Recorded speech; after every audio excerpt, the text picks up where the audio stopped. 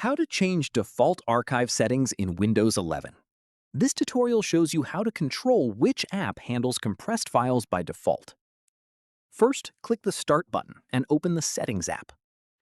From there, click on Apps in the left sidebar. After that, click on Default Apps on the right side of the screen.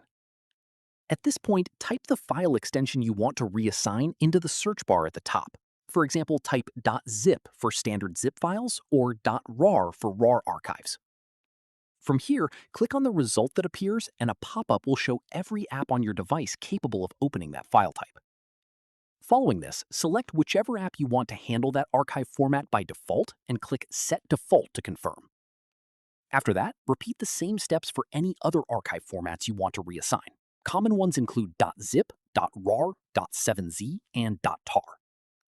From here, if you want to set a specific archive app like 7zip or WinRAR as the default for all archive types at once, type the app name into the search bar instead of a file extension, select it from the results, and go through each file type it supports to set it as default across all of them.